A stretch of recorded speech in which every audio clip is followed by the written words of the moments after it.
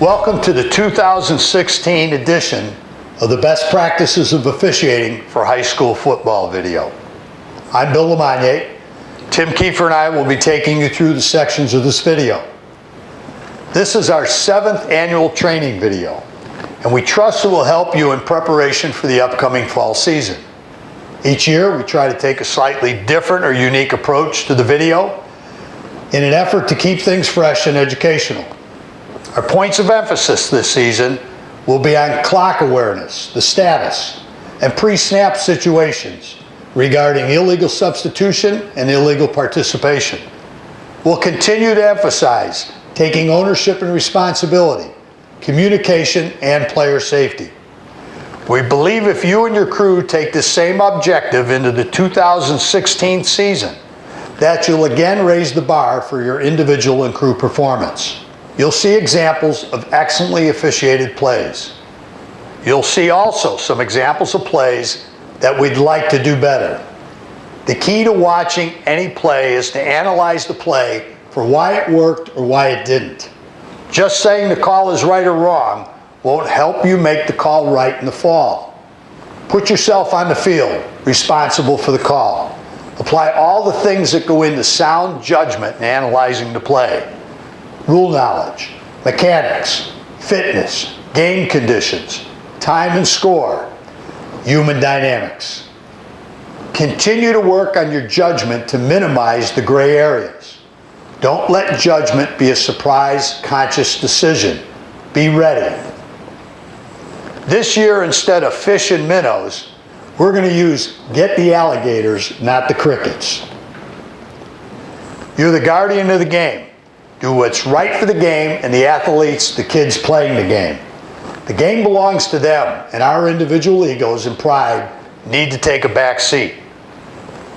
Once again, we thank Jamie Nicholson of VidCam Productions for his work in filming the games where these plays have been taken from. Take some time to visit our website, officiallyspeaking.com, where you'll find an array of instructional videos to strengthen your individual and crew performance.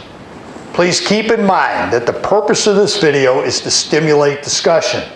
We hope that you, your crew, your local association will debate many of the plays and concepts we present.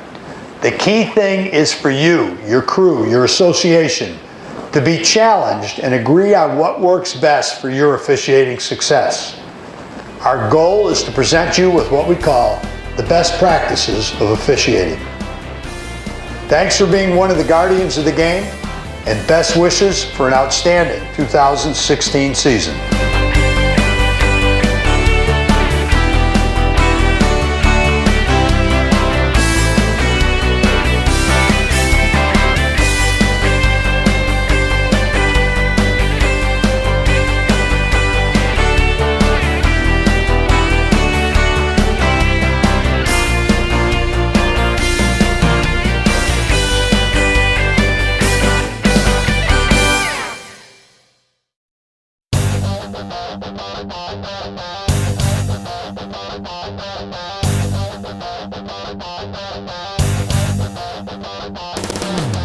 We've all heard that we can call holding on every play. The important part of that statement is that we know which holding to call and when to call it. In order for a block to be a hold, we must see the beginning, middle, and most importantly, the disengagement of the block. How a player gets away from a block will tell us more about whether it should be a hold or not. The hold also has to be at the point of attack and have a material effect on the play.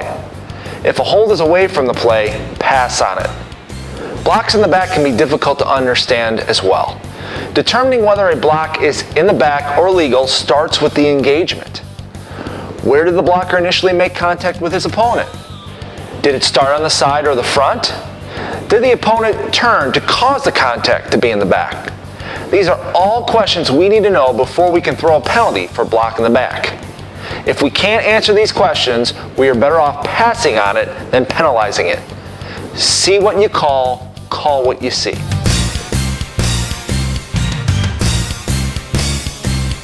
If you've been officiating a few years or more, we can all relate to the situation where the line judge calls an illegal block in the back, but on the wrong team.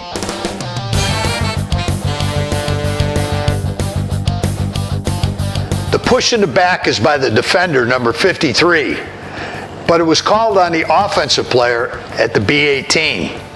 Who can help? This mistake takes a touchdown off the board for the offense.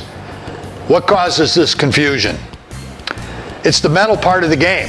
Concentration, focus, and complacency. But who can help? Who'll ask the question and maybe get us back in focus? Besides getting our teams backward on this call, is it even a foul by Team B for an illegal block in the back? Or can a Team B player play through the back of a Team A player in an attempt to get to the ball carrier?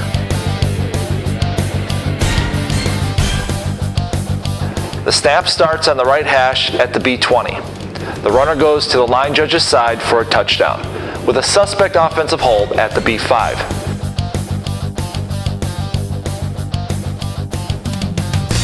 The runner is not threatened, so the line judge should be able to see this engagement. The back judge is still in the middle of the end zone and should already be to the outside on the goal line viewing this block.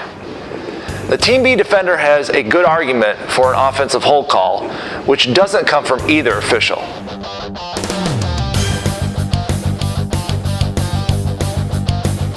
Here's a good example of a wing official officiating both the runner and the blocks at the point of attack. The line judge has pass-run play and then the correct call for the offensive hold, a grab and restrict at the point of attack.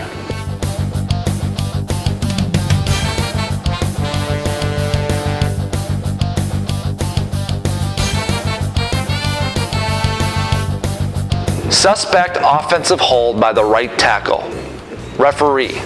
The tackle is beat to the inside and grabs high on the jersey of the defender and pulls him to the ground. This should open up cleanly to the referee. It's a takedown and in the open. You don't want to miss this obvious call. There's an interception after the pass is tipped by the defensive back. Good communication between the line judge and the back judge on whether the pass touched the ground before signaling the interception.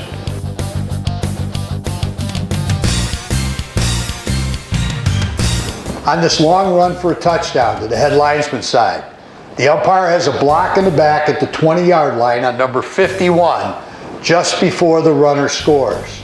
Make the call. Is this a block in the back? Is it enough? Is it on the side or in the back? Did it have a competitive advantage 15 yards away and in the middle of the field? It's not a player safety foul and marginal at best. We recommend you pass on this for a block in the back. The umpire's flag is at the 15-yard line rather than the 20, resulting in a 5-yard difference on the penalty enforcement. Even a marginal call deserves a better spot of enforcement.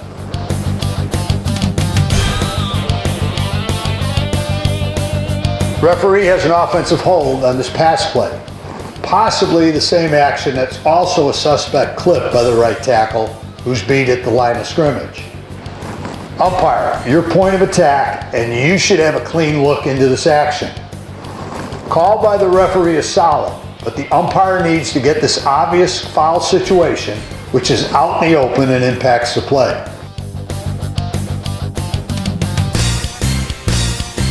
The referee and umpire have a correct call for an offensive hold on number 74 for a takedown.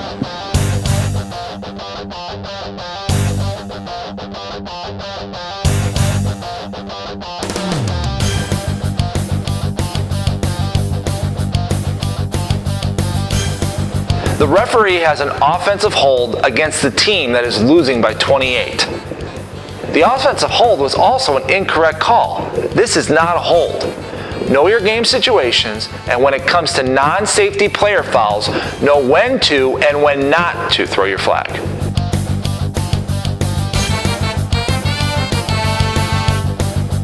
The umpire calls a block in the back at the 23-yard line.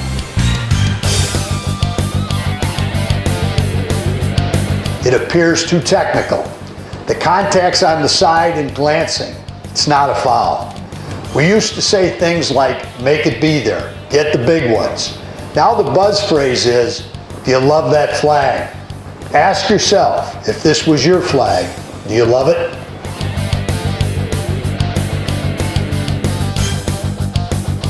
There are 2 fouls on this play, resulting in offsetting penalties. The referee has an offensive hold in the backfield on the pass play with the right tackle grabbing and restricting the defender on the outside rush. The umpire has a face mask on Team B. Each call was made based on whether the situation should be a foul or not. Too often we hear officials say a flag should be thrown because it could result in an offset. Wrong. You throw a flag because the situation creates advantage-disadvantage or is player safety related. You don't throw a flag because you might have one too. You drop a flag because the infraction has an effect on the play.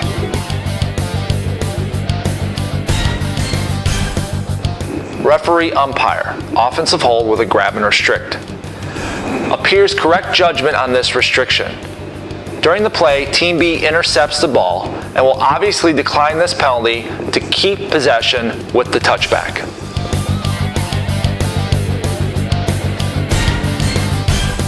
The referee has a flag for a block in the back around the line of scrimmage at the point of attack. We can't find it. The line judge has a correct call for an illegal low block. The referee only shows a preliminary on the block in the back, but the next play is 1st and 25. We're assuming the line judge stepped up and corrected the referee on the enforcement options.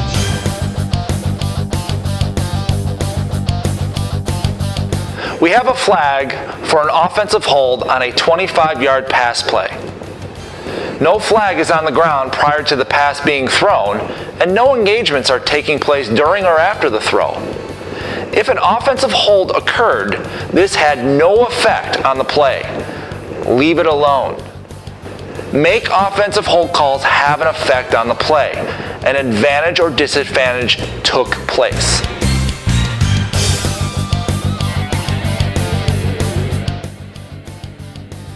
Number 32 actually has 2 blocks in the back, one at the 20-yard line and one at the 15-yard line. The line judge gets the block in the back at the 15-yard line. Who should take ownership for the block in the back at the 20? Maybe the referee. Free kick plays are difficult to officiate with players and officials spread out and the players running at full speed over long distances. Know your prime point of attack areas on free kicks, and know the most 2 common fouls on free kick plays are holding and blocks in the back. You may start out with specific keys prior to the kick, but realize quickly that you're in zone coverage on kick returns. The umpire has an offensive hold on the right guard for a grab and restrict with a twist, while the runner is still in the area of the point of attack. The run goes for 40+ yards. The Team A coach isn't too pleased with the call, but it's a point of attack hold and no hesitation by the umpire. It's a good example of a solid holding call at the point of attack. It's well handled and officiated by the umpire.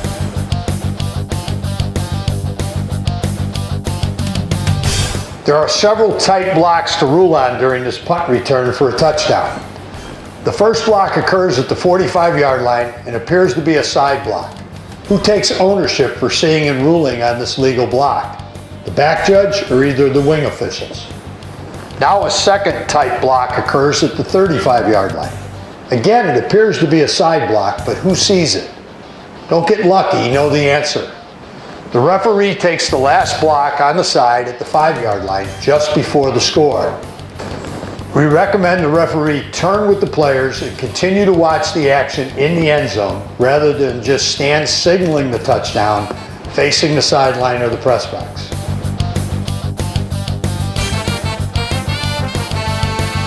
Head linesman has an offensive hold with a grab and restrict on a quarterback run to the head linesman's side. The wideout engages the defender and restricts his effort to get back to the runner. It's a correct call for holding by the head linesman. The back judge should also be in this zone and have an angle on this hold.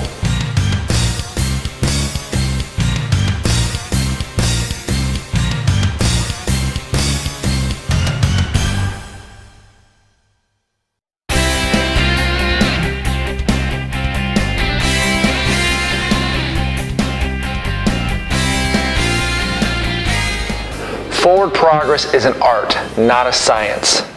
If you say the runner can break free and gain yards, maybe even score a touchdown, then you're saying he has control of his feet. So if he can score and gain yards, he can lose yards or maybe even fumble the ball. If he doesn't have control of his feet, then forward progress has stopped and the ball becomes dead. Patience is the key to good judgment on forward progress situations. This is true of the art part of the skill. Give it a second, but when progress is stopped, it's stopped. Just don't give the runner the best of both worlds on the same play. Be consistent. We have a 1st and 10 at the 8:27.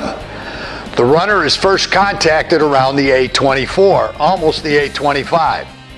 The line judge is challenged with the judgment on where the runner's forward progress is stopped. You'll give the runner an opportunity to break away from the first grab by the defender. But once the runner is taken back further and loses control of his legs, the line judge needs to shut this down and give the most forward point back to the runner. The line judge marks the spot just over the 8:20, nearly 4 to 5 yards back from the original spot the runner was first contacted and never regained control to move forward. You'll seldom be perfect on forward progress, but we hope we can be within a yard or less of that spot.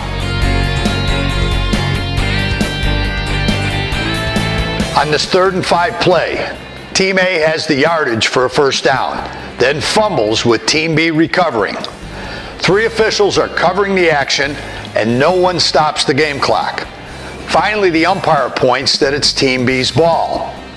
Wing officials were unaware of the potential new first down by Team A, and their body language and lack of urgency after the play could give you the impression they were unaware of the loose ball, let alone the Team B recovery. Stop the clock. Continue to officiate the play.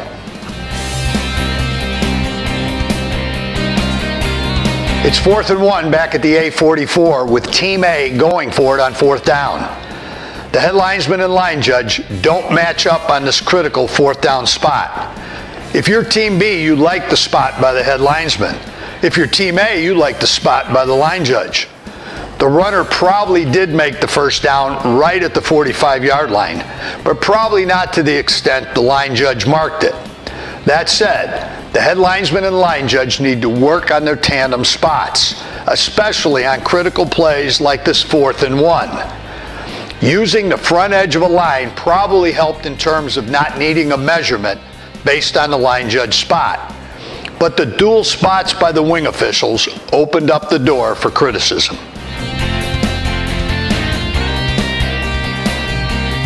Good judgment by the line judge to rule the runner down with at least a forearm while on bodies and not giving him extra yardage as he tries to continue forward for several yards.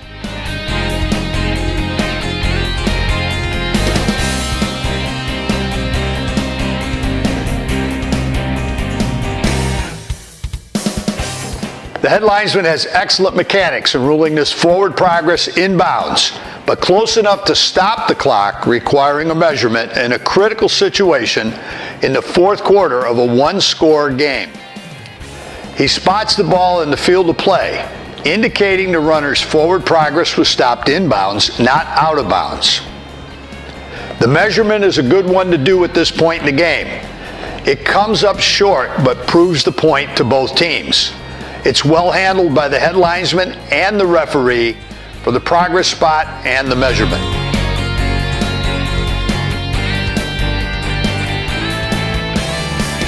Angles and depth perception are important. The referee has an incorrect spot on the runner's forward progress in the backfield due to his angle and depth perception to the play. The head linesman does a nice job coming back to help with a good spot. Take it.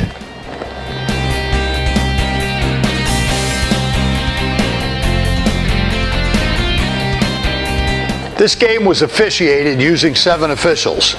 It takes some experience before the mechanics on progress spots will flow naturally. The side judge instinctively comes back for the spot instead of letting the head linesman flow down to do it. Again, the more experience you get with these mechanics, the smoother things will flow. In a crew of 7, the spot belongs to the head linesman, not the side judge.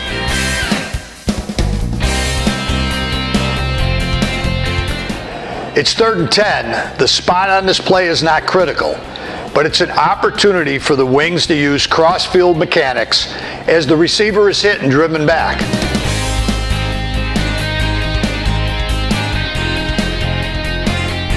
Head linesman, did you really know the spot? Did you really think about the help from the line judge on cross-field mechanics? Did the line judge help? Did you look? Again, the result is immaterial. The play is well short of the line to gain, and it's 4th down. That said, consciously rehearse these situations so you subconsciously do them in a game situation.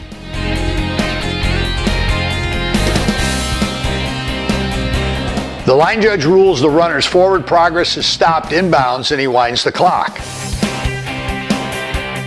This is closest to whether it is or isn't forward progress, but that's the judgment you have to make. If you're going to rule forward progress and the runner loses the ball in the last step or two, are you staying with the progress or going with the fumble? If this is progress inbounds, then the runner can't fumble the ball if his progress is stopped. Use this sideline out of bounds progress wisely. Remember, a runner whose forward progress is stopped no longer has control and ability to move with his legs. If the defense is in control, forward progress has been stopped.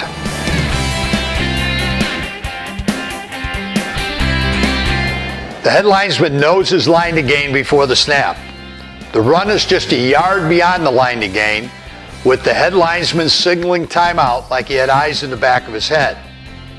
A few plays later, the run is just short of the line to gain. The head linesman comes in, nailing the spot and signaling 4th down. Head linesman mechanics are solid to this point. It's well done fundamentals of officiating.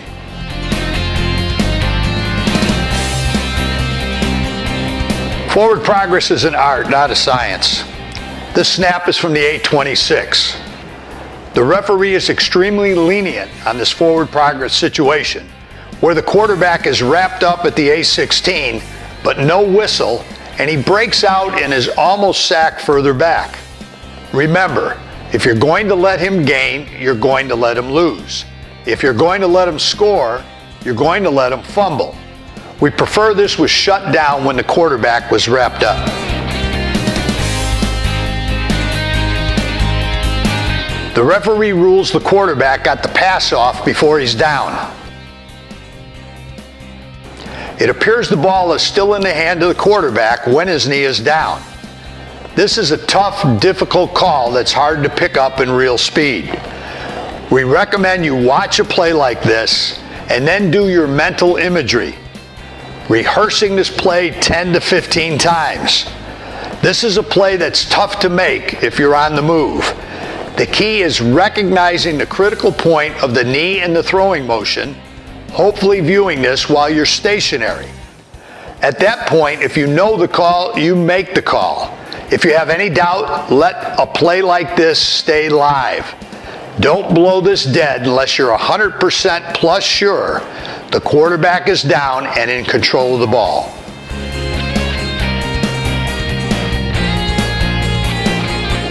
Make the call. Spot where this ball should be placed, the 21 or the 19. The runner hits the line of scrimmage and appears to be driven back by 2 Team B defenders. Is the runner's forward progress stopped at this point, or does he still have control of his legs? The runner 5 yards behind the line of scrimmage breaks free, takes a step or two, and then is tackled. At this point, if you haven't ruled forward progress, the runner can gain yards, maybe score, maybe lose yards, even fumble. It's one or the other. Once you see the runner can't get free and is driven back 4 to 5 yards, it's probably time to shut it down. Nothing good will happen from this point on.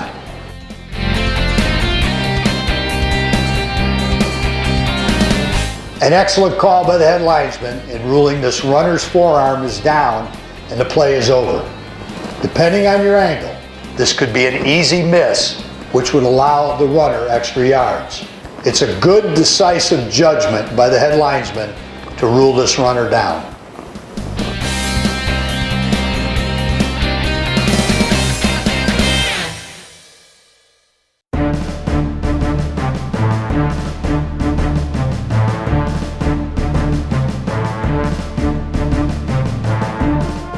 The goal line is obviously important since that's where the points are scored.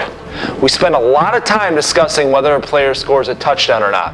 However, we need to also focus on other plays that have just as much impact on the game or game situations.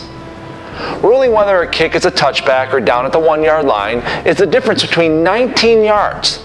This spot can change the game since it could result in a possible safety or limited play calling by the offense. The point is that anytime you're near the goal line, we have to have an increased awareness as to the significance of the goal line in all aspects of the game. Touchdown, touchback, safety. Know the goal line rules and the impact. On this 25-yard touchdown run, the back judge shows good patience and movement to the goal line. The back judge has good composure in signaling the touchdown. Hustle and flow by the head linesman was solid as the play, snap to finish, was well covered by the entire crew.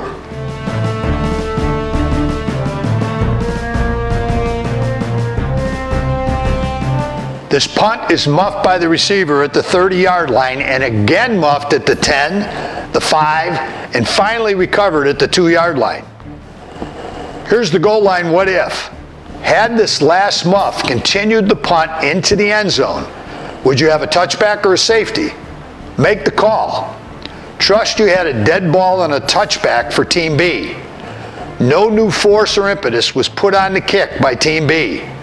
The loose ball remains a kick until it goes into the end zone or is recovered in the field of play. The coverage and ruling on this play was handled well by the back judge and the line judge coming down on kick coverage.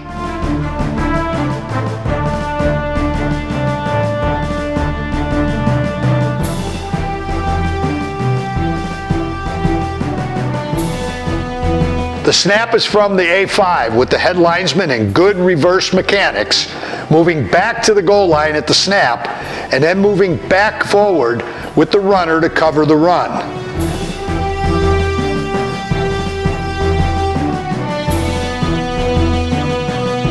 We have a long run with the back judge trailing the play through no fault of his own. Make the call. Is this a touchdown or is it short? The back judge rules the knee down with the ball just short of the goal line. It's a tight, tough call, but the key is not only seeing the knee down, but recognizing where the runner has the ball at this critical moment. From this angle, the play stands as called. Mechanics aren't always perfect, but how you react with your body language helps sell the call. The back judge appears confident in this ruling. How will you handle a play like this?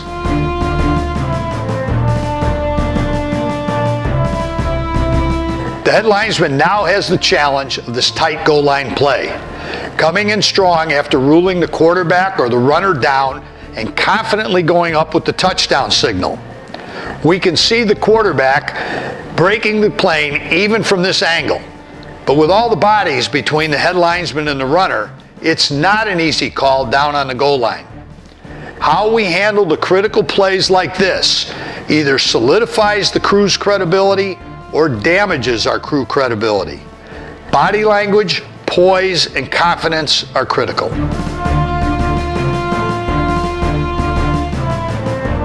The snap is inside the 5-yard line. The head linesman should be moving to the goal line immediately after the snap.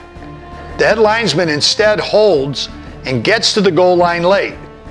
It probably had no impact on this correct call for a touchdown, but this movement to the goal line should be sooner.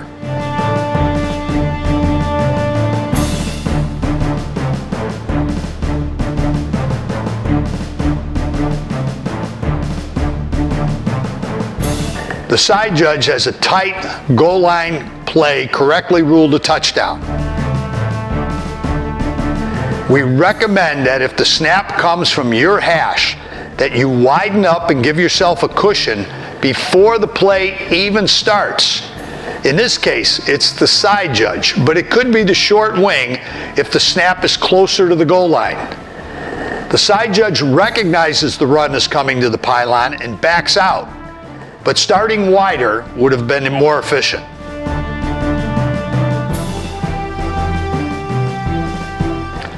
The snap comes from the B13 with a bubble screen where the back judge correctly comes up to the goal line after the catch run, but for some reason does nothing when the runner scores. It's a good read and movement by the back judge, but what was the purpose of coming up and positioning yourself on the goal line and then not acknowledging the touchdown?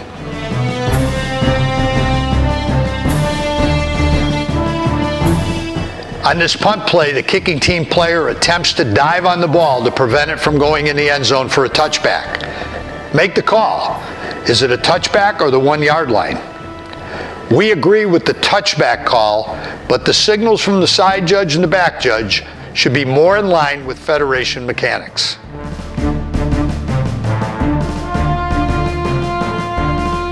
The head linesman has a challenging play. The runner out of bounds short of the goal line, a touchdown, or a fumble from the field of play into the end zone for a touchback. It's a difficult angle to say exactly what happened, but an example of a play wing officials need to be prepared for. Head linesman plants a foot down and holds a spot at the sideline short of the goal line. There was no clock stoppage due to a 40-point fourth quarter game situation. The body language by the head linesman tells me he has a good call.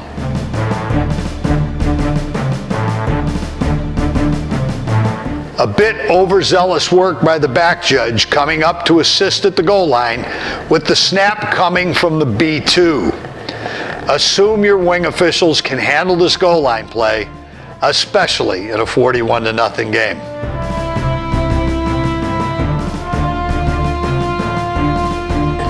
We have a tight call at the goal line for short versus touchdown. The wings pinch in hard, and the head linesman rules a touchdown. Flip a coin, but it's how you handle these, not whether they are or aren't. If you could see it cleanly from out wide, then you'd have ruled it a touchdown or short. You come in to find the ball and piece it together for your ruling. Body language, composure, that's what makes the difference.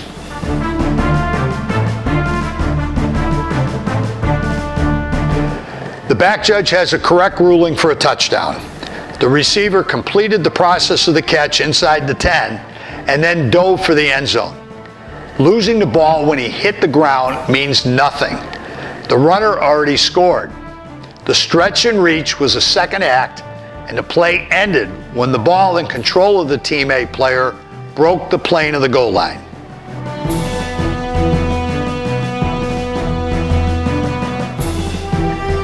If you've watched previous editions of our training videos, you know my feelings on the use of secret signals by the umpire on potential touchdown situations. Here we see the umpire using a secret signal as he closes a fist and puts it on his chest. We trust the wings didn't need any covert operations on this one, as the runner goes into the end zone standing up.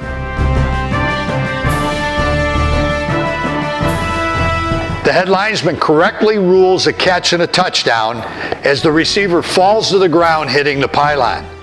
Correct judgment for a catch and a touchdown.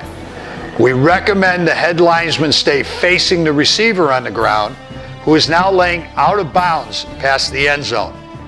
Finish the play watching players rather than turning and signaling. Officiating nothing but air.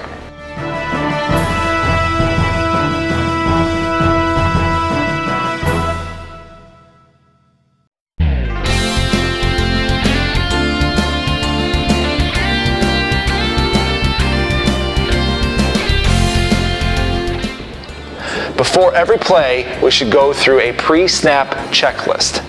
This is a mental checklist to make sure we are ready to officiate, and it starts with the end of the previous play. Check 1, ball set, chain set. Check 2. Substitutions. Are they legal or illegal? Check 3. Formation and motion. Is the motion and formations legal? And finally, check 4. The snap. Did the play get off legally? Based off the formation, we will have an initial key to do just that. Key on, not stare at. The action of the key and the defense will determine how long we stay with this key or when we move on to a zone.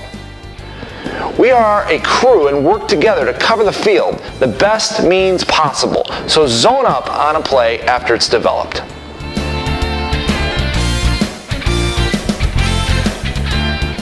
Team B has 12 players in position prior to the snap and then plays with 12 players.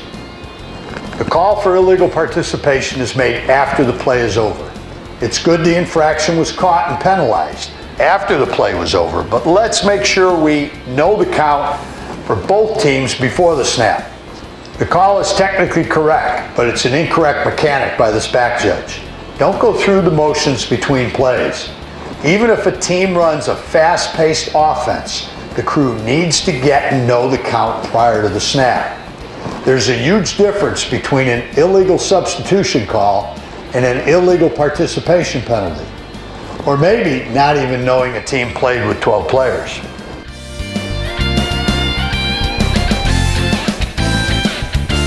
Here's an example on the correct handling of an illegal substitution situation on Team B.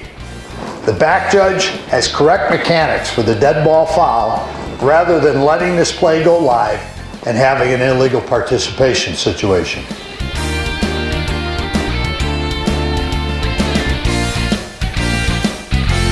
Line judge has a correct call for this flinch by the left guard prior to the snap. If it's big enough for the line judge to see from the wing position, it's probably big enough for the umpire to see from the middle of the field.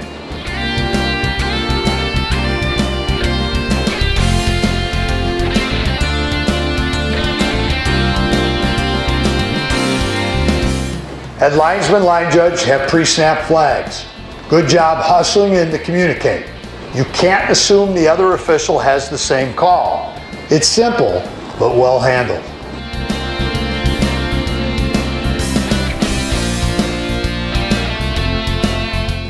Line judge has a correct call for an illegal formation with 5 in the backfield. But the line judge never finishes officiating the play, stopping over 5 yards behind the end of the run. We noted throughout this entire game that the formations were an issue for 4 quarters. As poorly as the team lined up, the inconsistency of the head linesman and line judge in calling or not calling these formations was notable. There had to be some point in time where the line judge or head linesman gets to the coach on a change of possession, a timeout, etc., and gets this corrected. You can see on the very next play, the same formation happens with no call.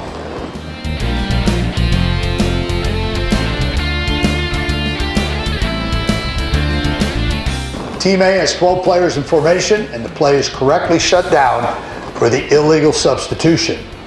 Good job counting players and shutting this down before it becomes a bigger problem.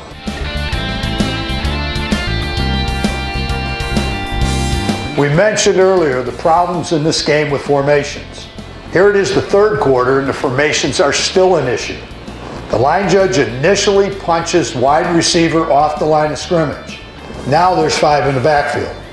The line judge now drops his arm and rules him on the line of scrimmage. Third quarter problems with Team A formations the entire game. What have you done with the players and coaches to correct this?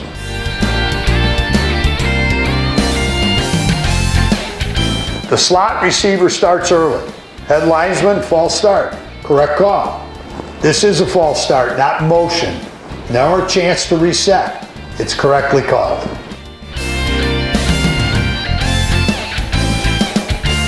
Head linesman has a false start. Not sure on who, but there appears some indecisiveness by the head linesman as he walks in to communicate the call.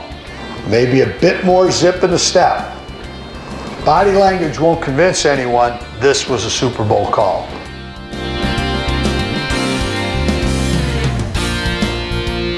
Team A wants to run out the game clock in the fourth quarter. The quarterback takes a knee and then takes the ball with him to the sideline. This isn't going to be the last play of the game. The referee flags the quarterback for a delay of game. It's a correct call. Now your option is, with the game clock, go on the snap.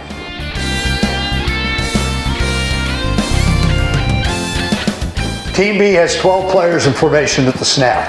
The head linesman and back judge have flags. Team B's losing 34-0 in the second quarter. You have no choice. You have to call this. But can you help prevent it?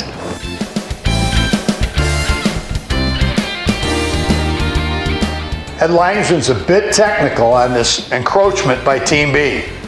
The ball's on the front edge of the 46-yard line. No Team B player is in the neutral zone until the ball moves.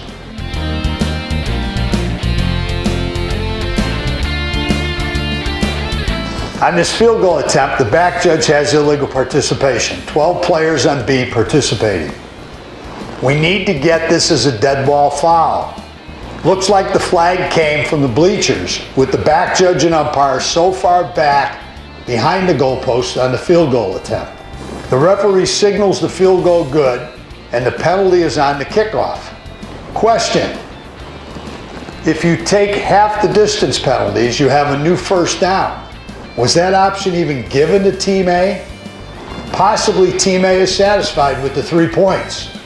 But experience tells us most teams would take a new first down and go for 7 versus settling for 3. Make sure the options on a play like this are given, and have your football IQ turned on.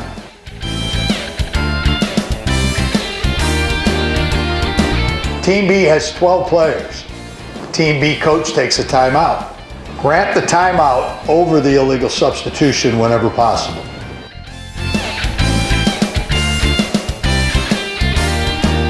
"25 seconds left in the half, Team A is threatening. The quarterback runner is down in bounds.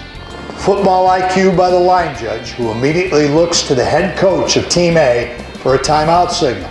Well handled. You shouldn't be surprised by the timeout call. Think like a coach and know your game situation.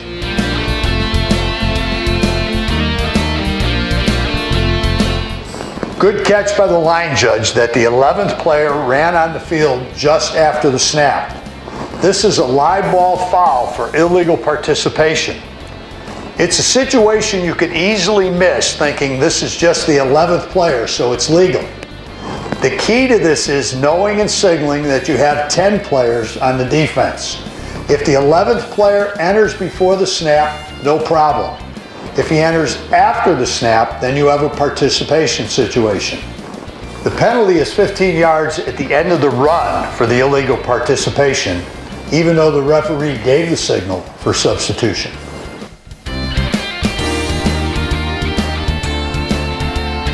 Head linesman and line judge have pre-snap flags, most likely encroachment on Team B. The line judge starts in to double check with the head linesman, but the head linesman goes directly to the referee, physically signaling the encroachment. Trust this is what the line judge had. If not, he does now. If you have the only flag, you can go directly to the referee and even give a preliminary signal.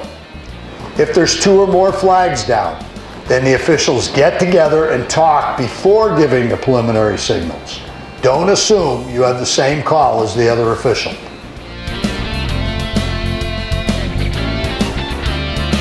The line judge initially has a flag on the wideout for a false start.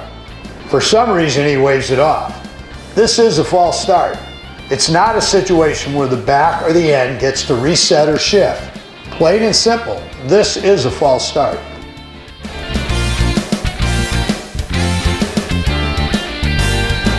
Line judge, the outside receiver is pressed, making your snap, read, and react more difficult. Read pass, and you need to know what happens to your outside receiver. Read run, and you need to know what your receiver does to the defender. In less than a second, Team A players will tell you it's a pass or run, and then show you the point of attack. Learn to read and find these keys.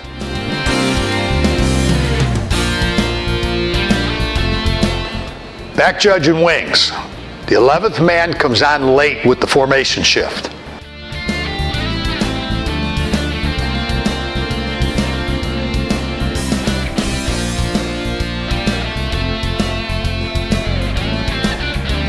Head linesman, line judge, your keys. They're in press coverage at the line of scrimmage. Back judge, you have the slot. The defender plays several yards off this receiver. At the snap, the defenders back off the receiver's tight coverage, giving the wings a second to read the play inside. The right tackle fires out, so the line judge can read run. The left tackle drops back to block. The head linesman may not know yet whether this is run or pass, but both wings read and hold correctly. This is a good example of read, pause, and react.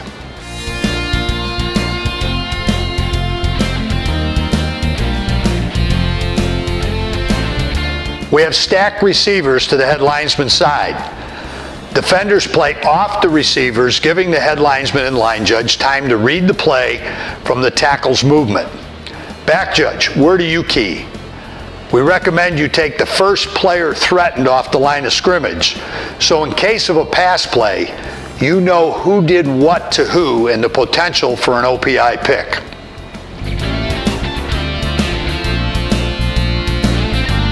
We have a pass play with the outside receiver to the line judge side, catching a pass and running for a touchdown. Once the ball is in the air, back judge and line judge go from initial keys to zone coverage. There's no DPI, but the no call is based on angles between the back judge and line judge. The receiver easily scores, but you can see good patience and people watching by the back judge, who is deliberate with his touchdown signal.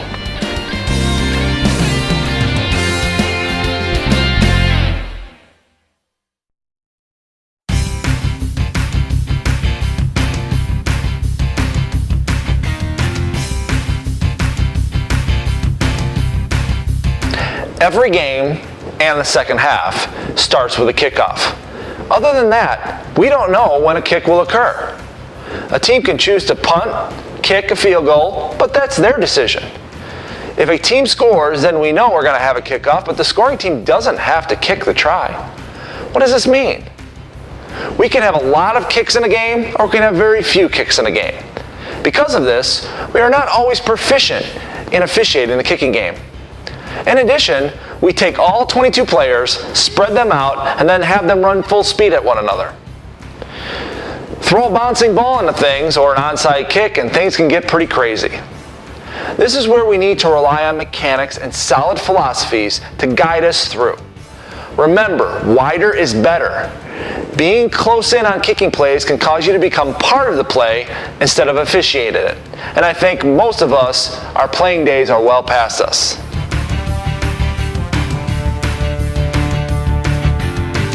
On this PAT kick attempt, the kicker goes down as two Team B players are to his right and left. Watching this several times, it appears the referee has a good no call for roughing the kicker. The kicker took a dive. Suggestion: when this happens, point at the action and give the baseball safe signal. This tells everyone you saw it and ruled no foul, rather than have people see the kicker go down and wonder if you saw it.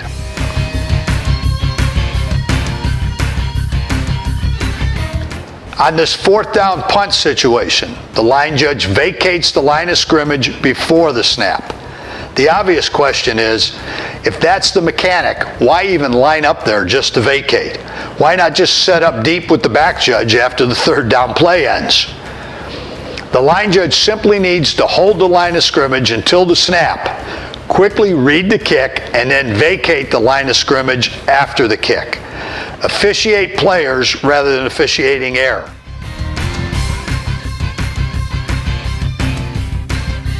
It's late in the game and the kicking team trails. It's an obvious onside kick situation.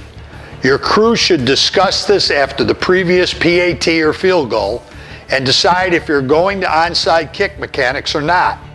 It shouldn't be a surprise knowing your time and score. This crew catches it late and gets into short kick coverage just before the onside kick.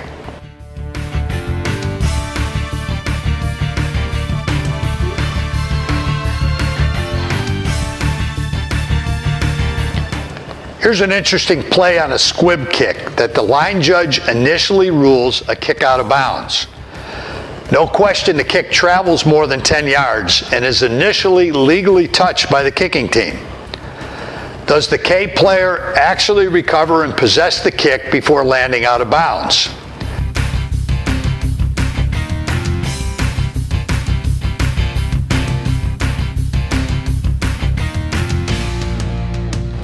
The umpire comes down to talk to the head linesman, correctly taking the conversation off the sideline and inside the numbers to sort this one out. Referee, head linesman, back judge also get involved in this conference, which is important as it will result in a team possession ruling for either K or R. Did the K player control the kick, get a body part in bounds, and maintain control of the ball surviving the ground? Possession of a kick is no different than possession of a pass. It requires control, inbound status, and then surviving immediate contact, the ground, or showing you can do something common to the game. Watching this in slow motion, it appears K does complete the possession process. And even though it's directly in front of the line judge, it opens up cleanly to the umpire.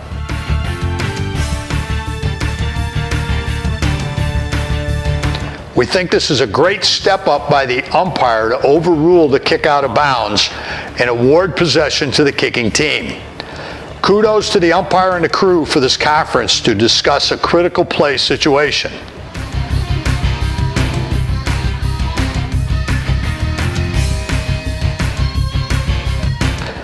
Good reaction and coverage on this muffed kickoff return with K recovering the loose ball. Line judge and head linesman hustle into the action to rule the recovery by K. The initial directional point looks like the head linesman changed his mind as he quickly puts an arm out and then immediately pulls it down. This gives the body language signal of indecisiveness.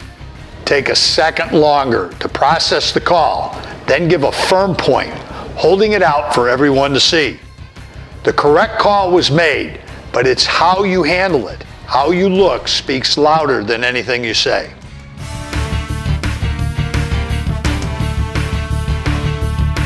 The kick appears to touch an R player and is recovered by the kicking team. Neither official covering the play signals team possession at the end of the play.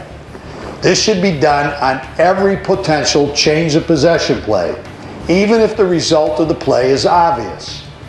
The K coach is signaling for K possession, but nothing is coming from the officials. It's incorrect mechanics. The officials do correctly give the ball to K, but we need to dot our I's and cross our T's on the fundamental officiating 101 mechanics.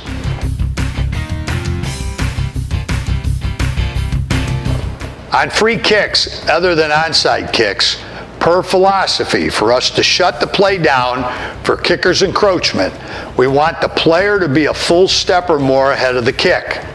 On an onside kick situation, treat the kicker's line like a plane of glass. On this kick down the middle of the field, the kicking team player is a full step across the line for this correct call for kicker's encroachment.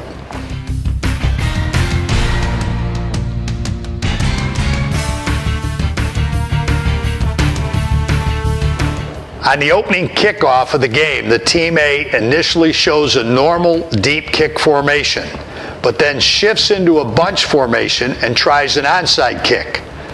The kick travels 10 yards, but is immediately recovered by the receiving team.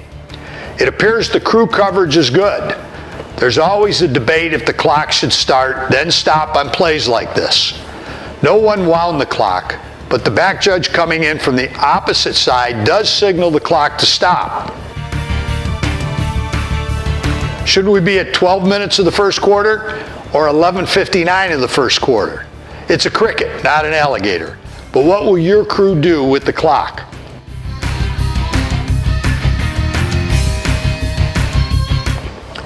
This situation is more about philosophy than a right or wrong call. The kickoff return for a touchdown is nullified by a block in the back at the 45-yard line with the runner at the 30. The referee has a flag from 30-plus yards away. It appears the block is on the side, not a foul. Also, the team scoring the TD is 30-plus points down late in the third quarter. This is too technical. Know your game situation. Realize mechanically that a 30-yard-plus block in the back call against the team behind is not a Super Bowl call. Back judge, the punt was just down by K. It's an automatic clock stopper. You need to do the fundamentals. The head linesman came down and signaled the clock stoppage after the play. The back judge needs to do it too. It's your primary. If you don't do the easy and obvious things, what's going to happen when something tricky or hard comes along? We have a punt play with a kick rolling dead on the line judge side of the field. The head linesman has a flag on Team B for an offensive hold. What's the advantage, disadvantage? What's the effect? This call is too technical. Is there a rush to throw a hold when the kick is nearly dead? When the Team B coach questions your referee on this call, what do you want or expect the referee to say?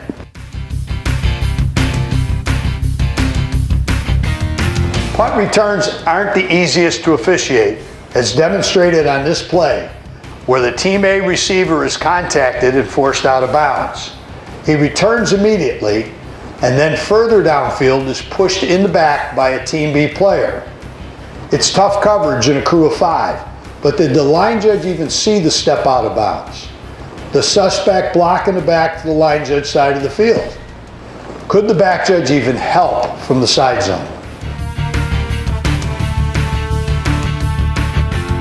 A nice piece of officiating by the back judge and field judge, who have an excellent call for a knee down catching the punt, no advance. This is confidently handled.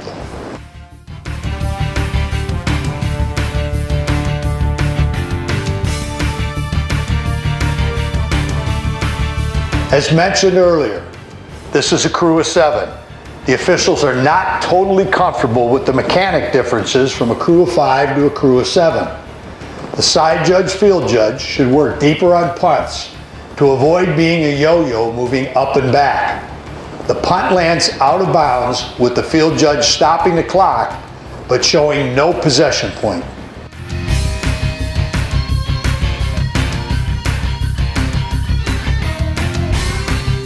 We're surprised to see the back judge pinned on the line judge sideline during this punt downfield. This should be boxed in with the line judge. Remember prior to the snap to set yourself up in a position to read the kick and then react to the kick and the Team B players. Your job is to officiate the play, not make the return. This punt could have been easily boxed in between the line judge and back judge. Every referee seems to have a different place to stand and a different angle to look on, especially on scrimmage kicks. It appears in this play the referee is turned only looking at the punter prior to the snap. We recommend you work a bit deeper and turn on a 45-degree angle to view the snap and the potential rush on the punter. A broader field of vision is needed on these plays.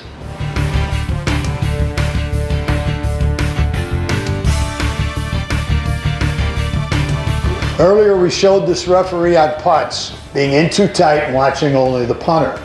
On this PAT attempt, he works a 45-degree angle, being good depth and width from the kicker.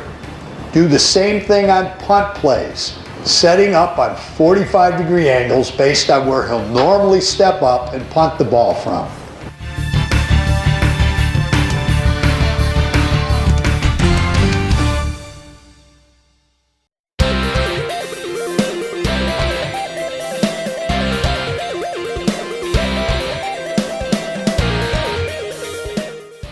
Mechanics are the base for everything we do.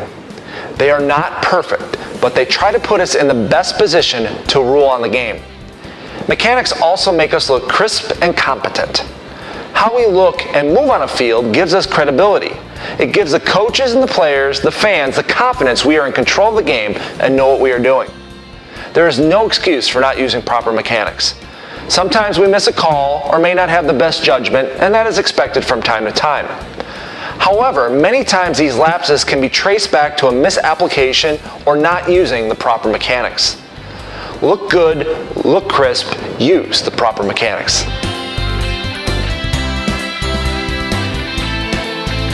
The snap goes over the quarterback's head in a shotgun formation. Both the referee and line judge show good patience on the potential recovery of this loose ball. It would be easy to assume the quarterback diving for the ball will easily recover the loose ball and the play's over. Not in this case, as the quarterback muffs the attempted recovery, and now a Team B defender recovers the ball and returns it for a touchdown. The patience and poise to let the play take care of itself prevented a potential inadvertent whistle. Don't assume a recovery. See the recovery before hitting the whistle.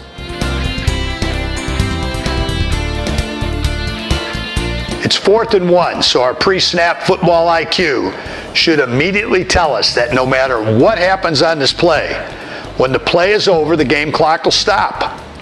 After the play ends, the head linesman line judge stopped the clock and Team A is awarded a new first down. It's an oversimplification, but crews need to look this sharp on every new first down situation and every change of possession. Know your line to gain. Stop the clock, show the new first down.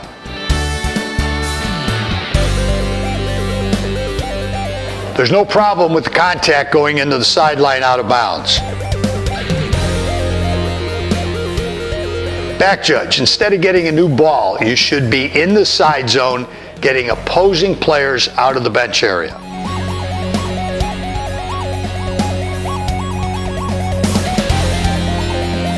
It's a crew of 7, and we sometimes have a tendency to be over-officious. The line judge has a spot on a loose ball during this kickoff being muffed near the sideline. The downfield official needs to come in and work with the short wing on this ruling, not just overtake the situation. It appears the call for the recovery by R is correct, but this is close to the sideline and an out-of-bounds recovery for a free kick. Just don't rush to judgment and steal your partner's call when he's the primary official on the play.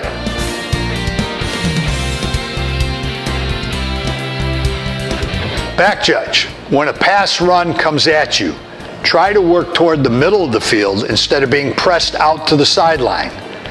This long run by the quarterback should have allowed the back judge to stay more in the middle of the field instead of getting pressed to the sideline and nearly run over by the Team B players in pursuit.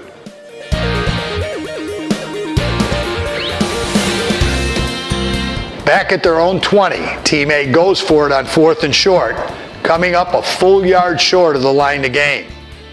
Little things like using the front edge of a line for the new first down pays off big in situations like this. Use between the lines and you're measuring this one. Use the front edge and it's obvious the run is almost a full yard short. Argue about the spot, but you can't argue about if it's a new first down or not for Team A.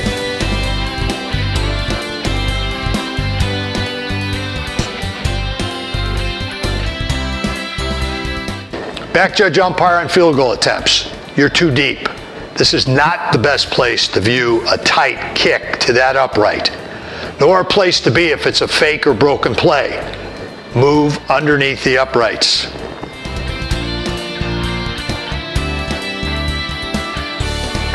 Following the kickoff return, the ball gets spotted on the 24.5-yard line. Why not the 25? Make life easy on yourself and your crew.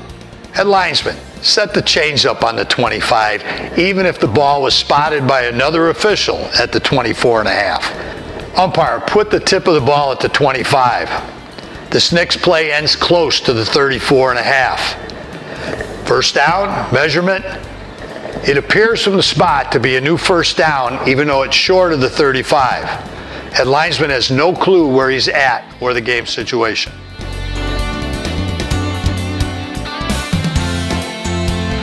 The back judge has his hand up, signaling the 25-second play clock is down under 10 seconds.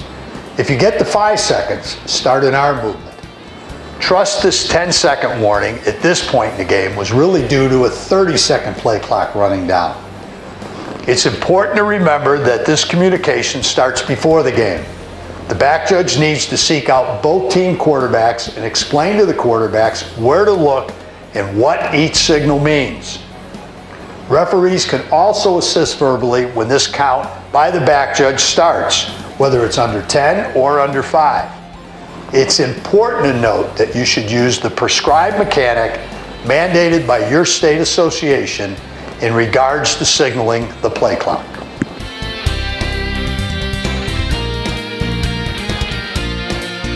We continue to struggle with stopping the clock for new first downs, change of possessions on fumbles, kicks, and interceptions.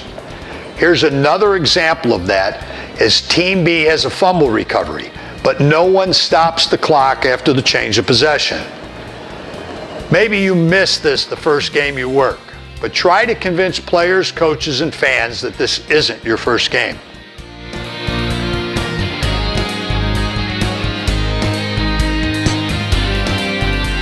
On the 2nd and 8 play, the run gains enough yards for a new first down.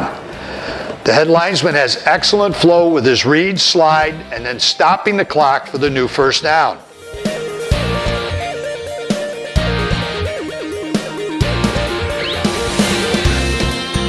Then the head linesman calmly gives a signal to his chain crew to move. This is the example of knowing your down and distance that you and your crew need to duplicate on the field. Compare this to the other plays that we've been critical of officials for not knowing the line to gain, stopping the clock and moving the chains. Use this play as your mental imagery play to duplicate and emulate these mechanics and football IQ.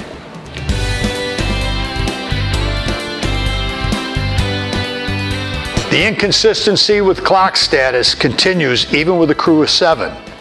We have a fair catch with the back judge signaling a timeout, but no signal from the side judge, who is also primary on the coverage for this play. Reality is, on a scrimmage kick, is there any official who doesn't know the game clock stops when the play ends? Pretend we've done this once before today. On this potential pass play, the head linesman and line judge both vacate early from the line of scrimmage. The quarterback pulls the ball down and runs to the line judge's side. Now the line judge is in no man's land with the action coming towards him. The line judge still had a shallow receiver to his side. His read should have had him hold the line of scrimmage, and then it's easier to work around the quarterback scrambling to your side. Work the box plays in with your crewmates. Read, react, move with a purpose.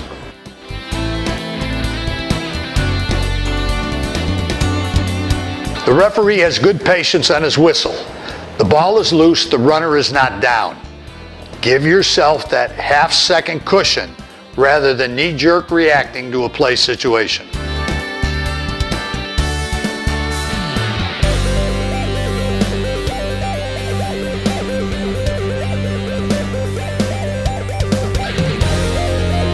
It's easy on 1st and 20 to think an 11-yard gain is a new first down.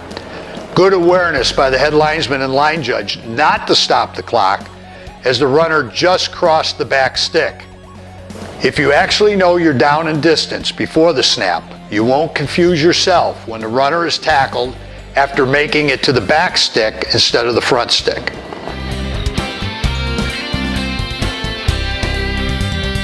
The pass is caught with the runner tackled inbounds near the head linesman's sideline. The umpire winds the clock for an inbound status. Why? We seem to have this backward on when and who should wind, kill, and point on a change of possession.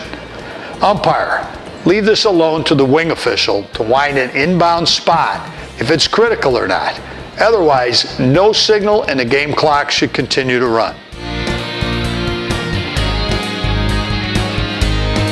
Good penalty enforcement mechanics by the head linesman and line judge to double check the walk-off by the umpire for this DOF encroachment foul.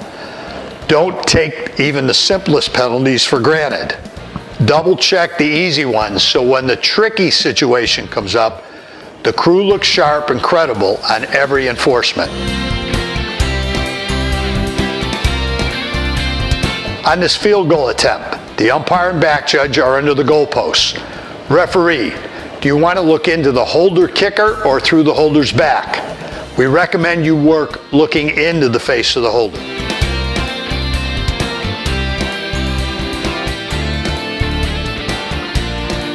Referee, you're in too tight on the quarterback. Work deeper and wider. Read the play and adjust. Team A is behind late in the fourth quarter. They're passing, not running. Let your football IQ take over. It's a poor read and lack of movement. The referee nearly gets run over on the rollout to his side.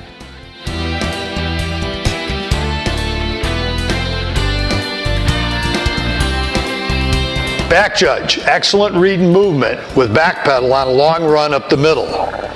Too often we see officials turn and start to run, trying to officiate looking back over their shoulder. That view narrows your field of vision versus the full open view that this back judge has on this play. Read, hold, and react to the play in front of you.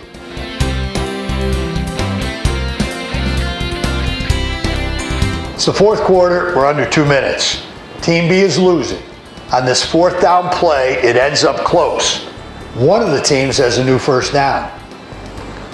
Only the referee and back judge have the IQ to stop the clock when the play is over. Line judge, before the play even got off, you should have reminded yourself, no matter what, the clock stops. You need to think. Referee, good time for a measurement. Prove it to both teams.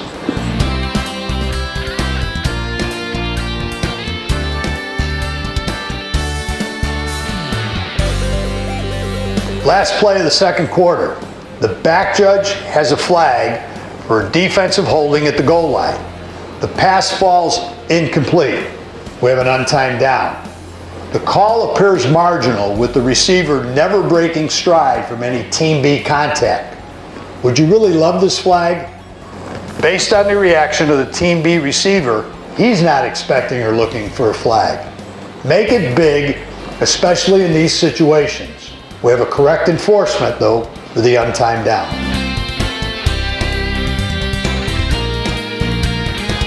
Wing officials have the toughest jobs on the crew. There's no taking a play off from the opening kickoff to the last play. Pre-snap, snap, point of attack, dead ball intervals. It's non-stop for the two wings. Here the line judge's wide receiver is being pressed right on the line of scrimmage. There's no time after the snap to read the tackle. The line judge has to key and know about the engagement between the receiver and the defender. Across the field, the head linesman's defender is playing off the line of scrimmage. This gives the head linesman more time to read and react to how the play is developing at and after the snap. Wings, back judge, read the formation. Read how the defense is pressing or not pressing receivers. Use these clues as part of your key, not just the fact that your key is a wideout or a back.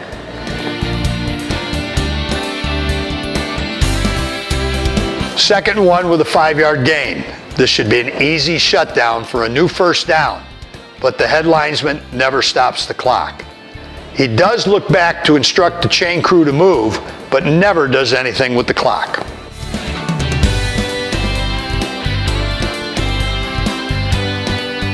The ball is snapped inside the B1. The referee is on the B10. Way too close. Work minimally 12 to 14 yards off the line of scrimmage. The closer you are, narrows your field of vision.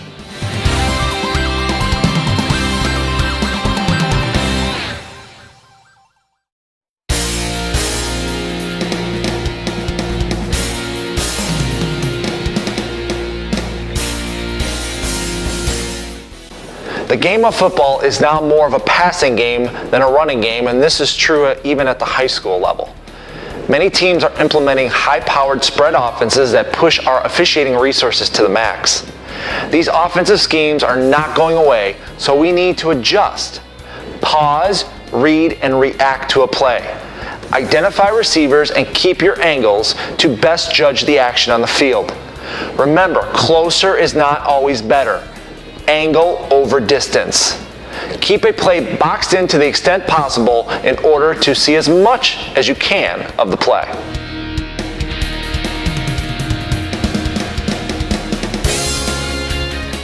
This is a suspect intentional grounding. Line judge, you can help. Referees are ultimately responsible for calling or not calling intentional grounding. That being said, it is a referee judgment that many times needs input from either wing officials or the umpire to finalize the call. Unlike the NCAA and the NFL, federation rules do not give the passer the luxury of throwing the ball away outside the tackle box. Federation's rules simply say an eligible receiver must be in the area. After clearing his passer of any potential contact, the referee in many situations is going to need information on whether an eligible receiver was in the area or not. Other officials need to recognize a suspect intentional grounding and be prepared to communicate with the referee in a timely manner.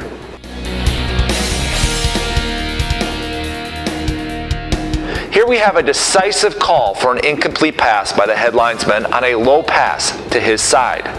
When you see it touch the ground, you call it incomplete pass right now. When you know the call, you make the call. If you have a doubt or any gray area, then go with the philosophy or axioms. A trap catch situation where no one sees the ball touch the ground is a catch.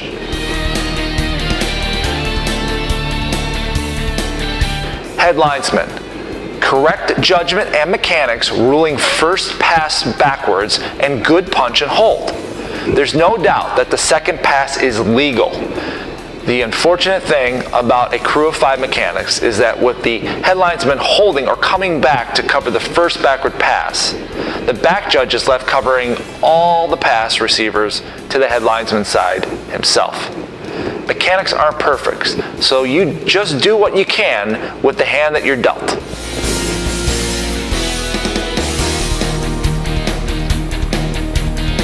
Here's an example of keys, zones, and angles. The DPI by the back judge is a correct call for the defender playing through the receiver before looking back for the ball. It's a correct judgment by the back judge. The receiver is actually the key for the line judge. Once the ball is in the air, the back judge and line judge have responsibility for this zone coverage. Whoever has the best angle should take ownership and make the call. It appears the line judge also has the DPI, as the line judge has his flag in his hand, though he never actually threw it.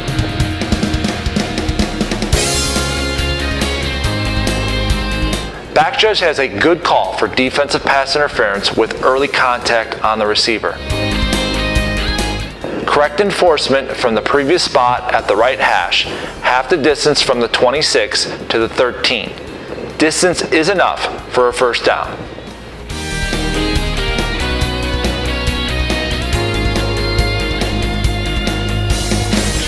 The head linesman vacates a line of scrimmage too soon with receivers crossing from the other side, should be reading and holding on this play. There's a suspect intentional grounding as the quarterback dumps the pass in panic mode out of bounds to the line judge's side. Is there a receiver in the area? Intentional grounding was called as the next step is at the A30 from the left hash. The line judge is the key for helping the referee with this call.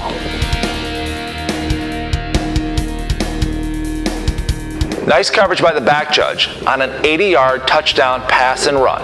Back judge is at the goal line as the runner scores. Good job.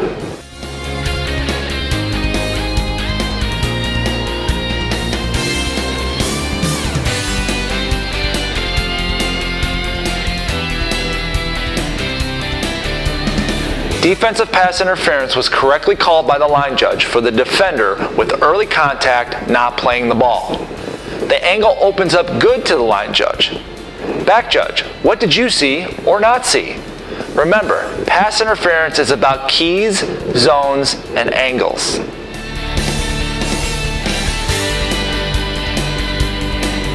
Federation Rule 9-6-2 prohibits an eligible receiver from going out of bounds on their own and returning back to the field or coming back inbounds and touching a loose ball. In this play, the receiver is contacted by the Team B defender and then steps out of bounds. This receiver can legally return to the field of play and participate, including touching or catching the pass. Remember, by Federation rules, whether this receiver went out of bounds on his own or the contact caused him to step out of bounds, he is still an eligible receiver and can be interfered with, unlike the NCAA rule.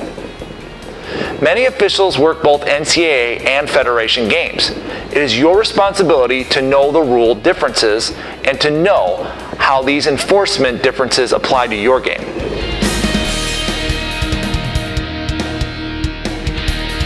Line judge, back judge have this play boxed in well and have a good no call. This is not defensive pass interference. Good mechanics on long pass coverage and good judgment on this no call.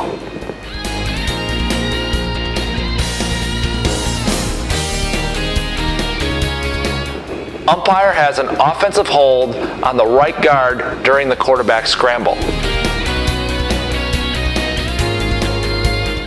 The referee is working too close to the line of scrimmage, only 10 yards off the line at the snap, and is stepping forward instead of back. This puts the referee in a yo-yo position, moving forward and back, left and right. Work deeper and wider to take in the blocking patterns. The rush by Team B and the quarterback scramble as well. Right now, the referee is only focused on the quarterback and can't help the umpire with blocking. Now, to the line judge.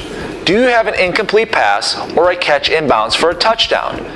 No signal for either call by the line judge. You need to signal something as the clock stops on either call you make. Don't assume the umpire's flag is on Team A. What do you have?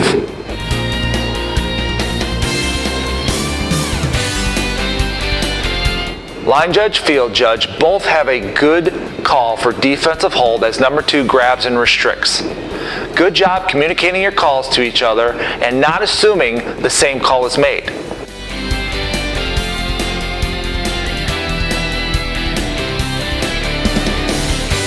The National Federation rule has this as a 10-yard penalty, however it is not an automatic first down.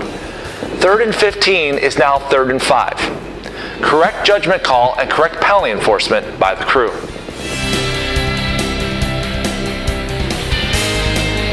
Good decisive call by the head linesman on an incomplete forward pass. There are times official signals are to just acknowledge a call, and there are times where signals make the call. This pass play requires a call, not an acknowledgement. Well handled by the head linesman.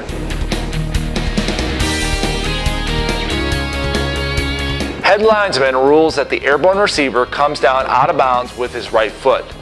This is a tight call for the head linesman who is hustling down and focused on feet first. If the feet aren't inbounds, you don't have to worry about control of the ball. If the feet are inbounds, then by the time you get to the ball, the receiver better be controlling it.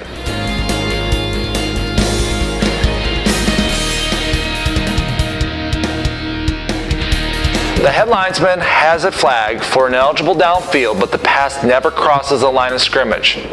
Had the head linesman read the play and reacted correctly, he would have held the line of scrimmage. Fortunately, the line judge bails him out and the flag is picked up. Excellent work by the line judge to take ownership and get this call right on the field.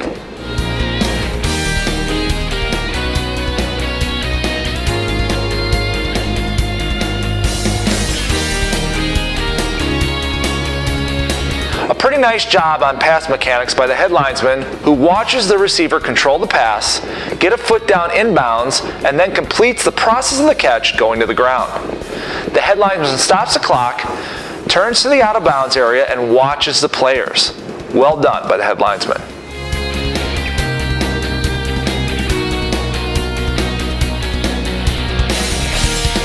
The line judge flows too far downfield without reading his receivers. He has to pull up to avoid the receiver coming across, threatening his sideline. Pause, read, and react. Don't become part of the play.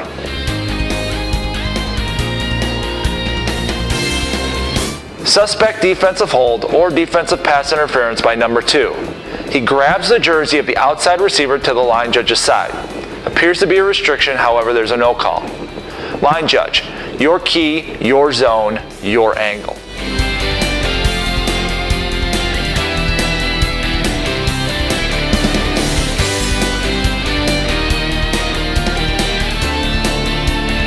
Line judge, good punch and hold on the backward pass. Receiver then throws a forward pass for a touchdown. This is good mechanics by the line judge.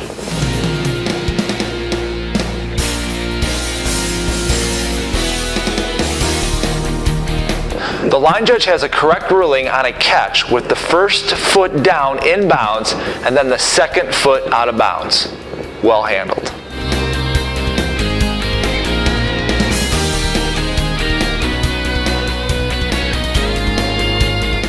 Nice job by the head linesman who correctly punches this pass backwards.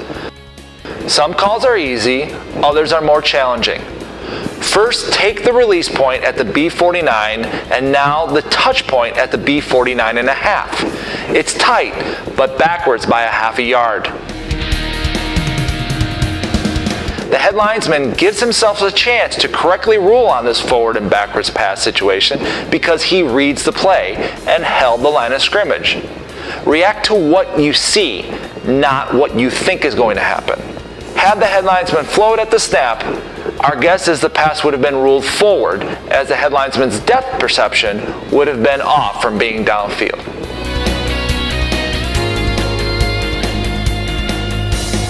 The line judge has a good call for defensive pass interference on this play, as the defender comes in early over the back, even though he has a tough angle, makes the correct call.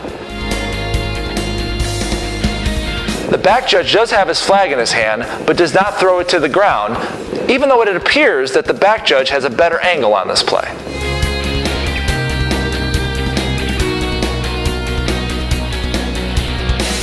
The head linesman has the Team A center for an eligible downfield on this long pass play. The center is easily 3 to 4 yards beyond the line of scrimmage and blocking. Excellent pickup by the head linesman who held the line of scrimmage and kept a good reference point.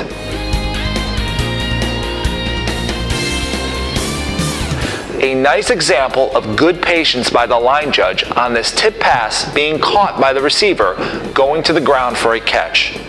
You can anticipate a situation, but then let it happen before you make a judgment.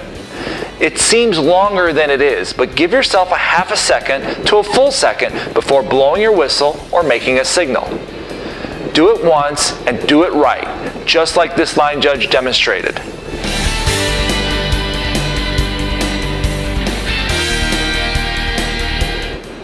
Correct call for intentional grounding by the referee, as there is no receiver in the area when the quarterback is being sacked.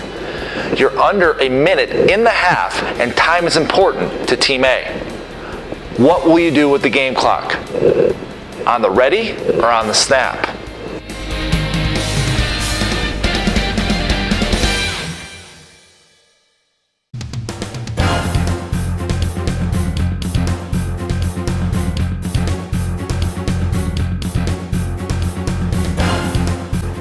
For the past few years now, we have really emphasized player safety.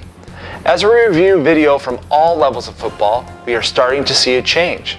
Players are starting to realize that certain types of contact will be penalized, and in many cases may result in their disqualification. We have preached when in doubt in regards to a safety foul, throw the flag and you will be supported. That being said, it is important that we are not disqualifying players, especially in a high school football game, unless we see the entire play and rule the contact flagrant. The contact must be flagrant in nature for disqualification in high school football. Leading with the helmet or making eye contact with the player may be a foul, but it may not be flagrant. Know the difference.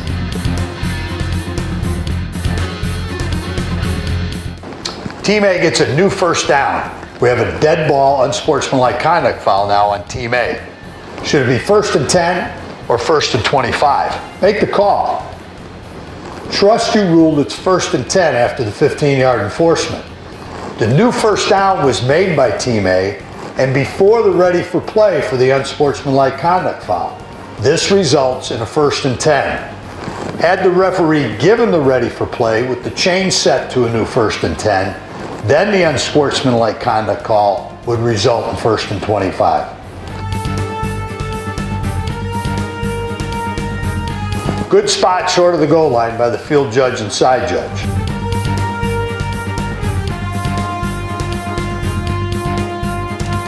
The runner, number 4, gets up and is upset with the non-TD call and spikes the ball in anger.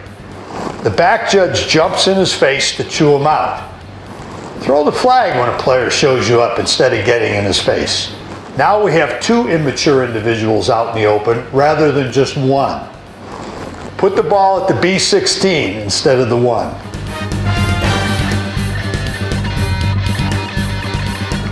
The umpire has a UNR on Team B with a 5-yard loss in the backfield. Coach and players have been over the edge. Coach is whining. Referee goes over to let him vent and to let him know it's time to control his team versus complaining. You might want to take this conference a little further over to the sideline than doing it out in the field with the coach. Overall, we like the body language, self-control exhibited by the referee. Finally, enough is enough and it's time to play. It's a well-handled situation by the crew and the referee.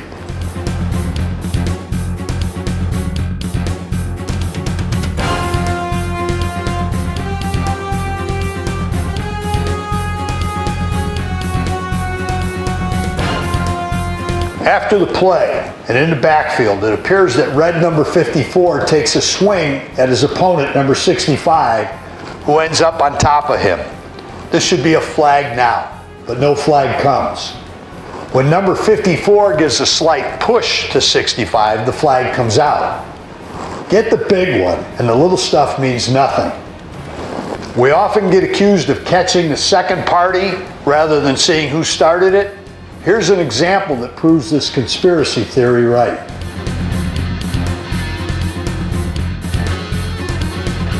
There's dead ball offsetting fouls behind the action, with a long conference by the referee, umpire, and line judge. The coach is on the field questioning why. The body language of the referee and line judge lack confidence that the crew is controlling things. Take charge. Tell the coach to get control of his players and firmly assess the fouls, even an offset. Who's in charge? Hopefully it's the officiating crew.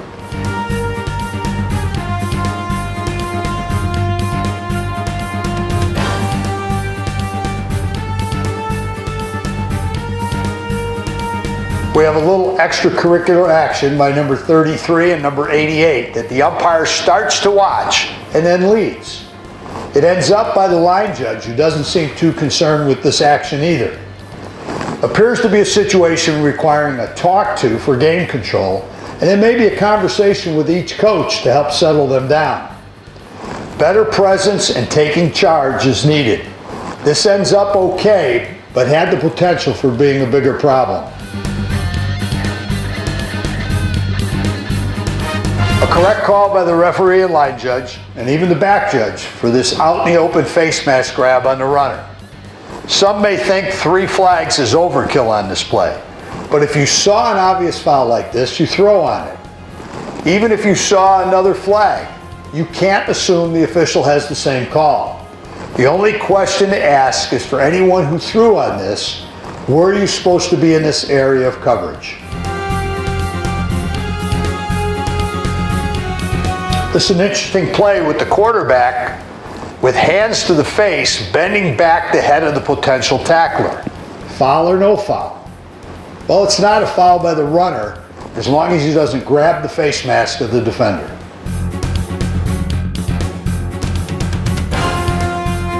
A blindside block is a term we need to better understand and use the term wisely. A blindside block in itself is not a foul. It can become a foul if the block is in the back, below the waist or to the head-neck area of the opponent.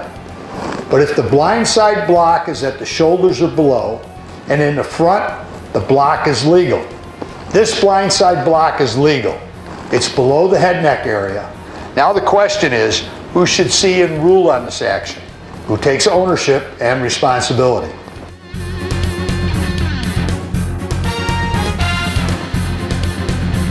With all the emphasis and talk about player safety, targeting, concussions, this is an excellent example of the right way to make a hard hit on a pass receiver.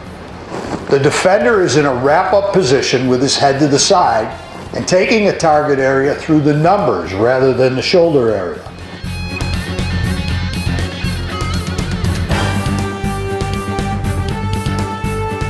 The umpire has a flag for a late hit on the runner down. The defender put a forearm into the head area of the runner. It's good dead ball officiating by the umpire.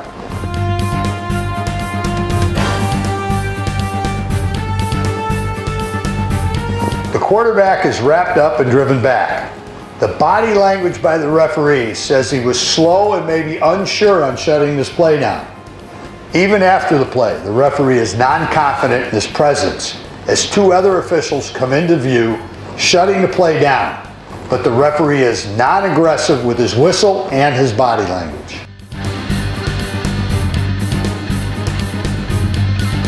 We have a correct call by the referee for roughing the kicker. There's solid contact that takes out the kicker on this PAT attempt. Remember, running into the kicker is simply displacing the kicker. There's no endangerment with the contact. Roughing the kicker has more forcible contact through the kicker's body or plant leg. When in doubt, go with roughing the kicker.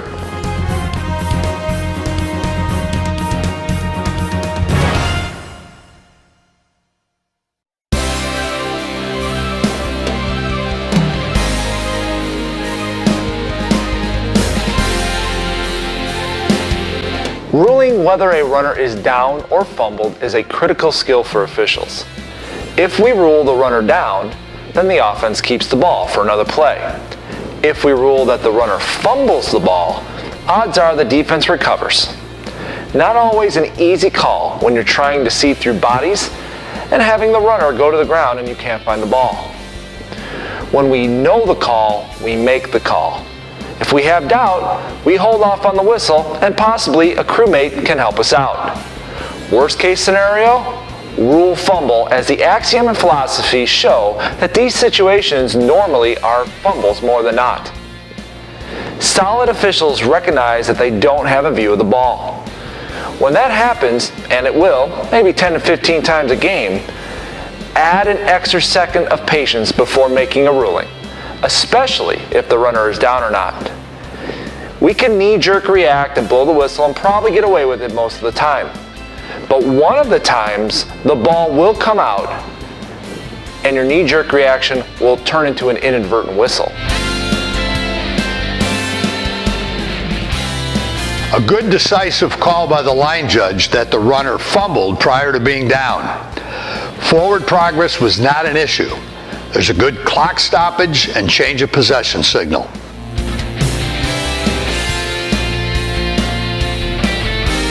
Correct judgment for an incomplete pass versus catch fumble. The receiver did not complete the process of the catch, never controlling it. Remember, 3 elements are required for possession: control, body part down inbounds, and demonstrating something germane to the game, including surviving an immediate hit or the ground. A bad snap over the quarterback's head. The ball is loose, muffed. We have a good patience on the whistle by the referee until team possession is gained by Team B.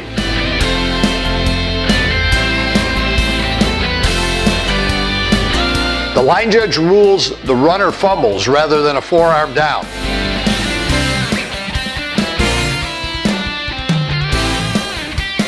The line judge overruns things coming in, kills the clock, wants to signal B's ball, and then almost falls over the pile because he's too close.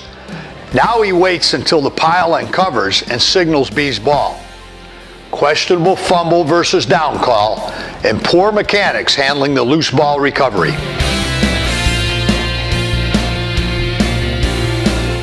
Make the call. Catch versus incomplete pass.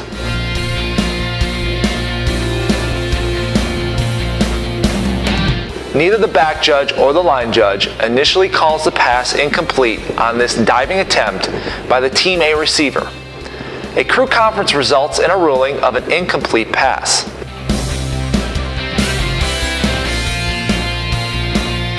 Who saw the low pass touch the ground? Philosophy on an incomplete pass. Upright receiver with ball out and on the ground go with incomplete pass. When a receiver is diving to the ground, it's a catch unless an official saw it touch the ground. Two different philosophies. Kudos for the conference, but understand the philosophy difference. Apparently the runner fumbles with Team B recovering. The line judge does a good job coming in, but you can see he has no idea whether it's a fumble or not. The umpire rules a fumble in the B recovery, pointing B's ball. The head linesman is totally oblivious to the situation and never comes in, even with the play closer to his side. Crew credibility is at stake, and the officials are giving it away. Right or wrong, it's the umpire who takes charge of the situation and makes the call. We've all been screened off on plays and unsure at times, similar to the line judge. But the head linesman can't have a deer in headlights approach to a play like this. Take ownership and responsibility, which starts with focus and concentration by the head linesman. Line judge and back judge box in the pass play in the end zone perfectly and rule the receiver made the catch. The hands are firmly on the pass in the air, and the receiver hits the ground with control, and the ball does not appear to move in the receiver's hands. A correct ruling for a catch.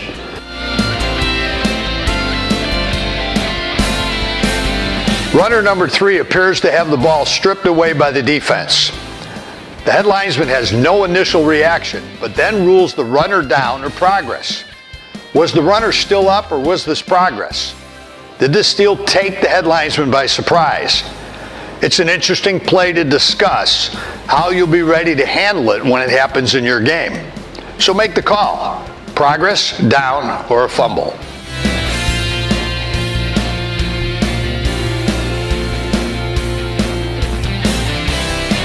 Fourth down, low pass, catch versus incomplete pass.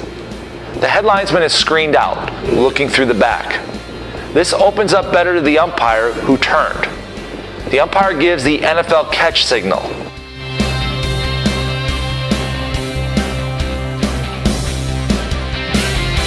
Two things to think about. It was fourth down. Just stop the clock. If you had it as an incomplete pass, then the signal is incomplete. Know your situation. It's short either way, so it's B's ball.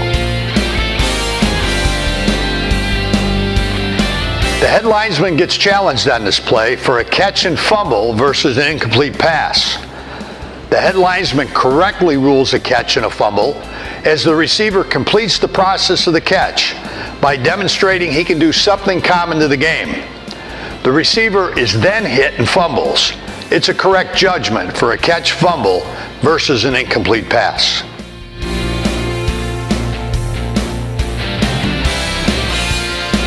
This play is ruled an incomplete pass. Correct judgment. The receiver did not control the ball and finish the process of the catch.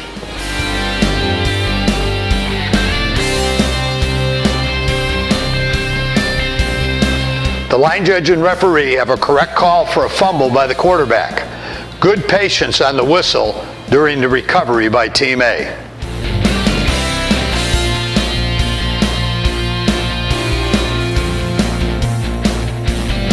The head linesman correctly rules a fumble, not forward progress.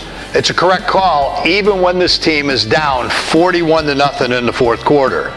You can massage things, but you can't invent things.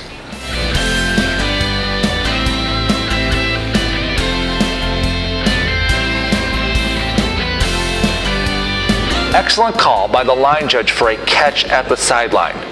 Receiver gets his foot inbounds at the 38-yard line and maintains control of the ball going to the ground. Line judge hustles down to the spot, sells the call with good body language and signals.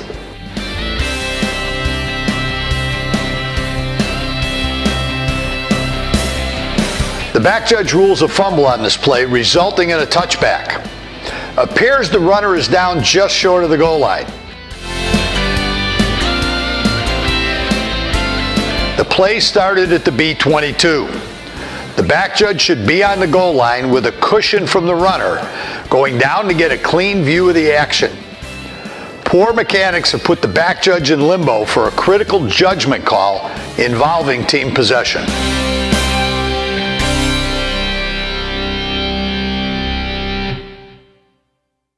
That said, continuously rehearse these situations so you that one too. Let's go back to Carmen, take 2 on 143. Are we, I don't want one, are we, why do they have 1? A crew conference results in a ruling of an incomplete pass. Incomplete piece. Let's start over.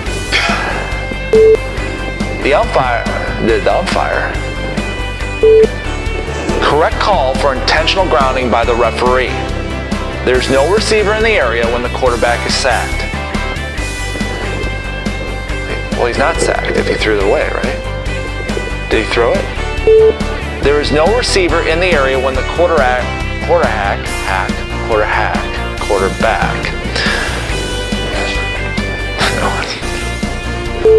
This is a suspect intentional grounding.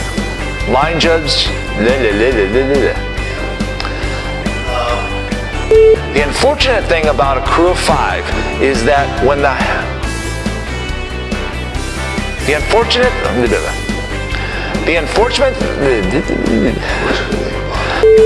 and the receivers to the headlines. The unfortunate